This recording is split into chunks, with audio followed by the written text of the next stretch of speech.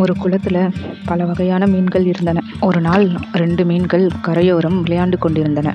அப்போது கரையில் ஒரு காகம் புழுக்களை கொத்தி கொண்டிருப்பதை ஒரு மீன் பார்த்தது. அந்த மீன் தன் நண்பனிடம், அங்கே பார்த்தியா, இவன் எவ்வளவு கருப்பாக இருக்கிறான், குரல் வேறு பயமாக இருக்கிறது, வா போகலாம் அப்படின்னு ஆத்துக்குள்ள 2 பேரும் போயிட்டாங்க. ஏன் இப்படி வரீங்க அப்படின்னு ஒரு பெரிய வயதான மீன் கேட்டது. கரையில காகம் இருக்கு, அதனோட நிறமும் குரலும் எங்களுக்கு பயமா இருக்கு, அதான் ஓடி வந்துட்டோம் அப்படின்னு சொன்னதுங்க மீன்கள்.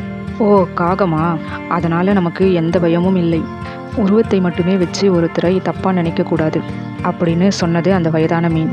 இதை கேட்ட மற்ற 2 மீன்களும், இந்த தாத்தா எப்போ பாரு இப்படிதான் ஏதாவது உபதேசம் பண்ணிக்கிட்டே இருப்பாரு, வாங்க போகலாம் அப்படின்னு அங்கிருந்து சென்றன. அடுத்த நாள் குளக்கரையில் கொக்கு ஒன்று அமர்ந்திருந்தது.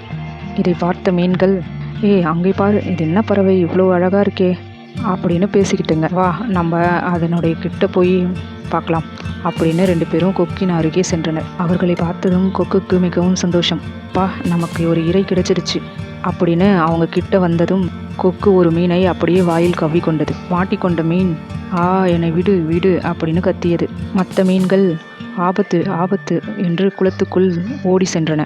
அந்த கொக்கு கவ்விய மீனுடன் வானத்தில் சென்று மறைந்தது. அழகை மட்டும் பார்த்து ஒருவருடன் பழகக்கூடாது என்று புரிந்து கொண்டன. நீதி, ஒருவருடைய வெளி தோற்றத்தை பார்த்து நாம் நம்பக்கூடாது.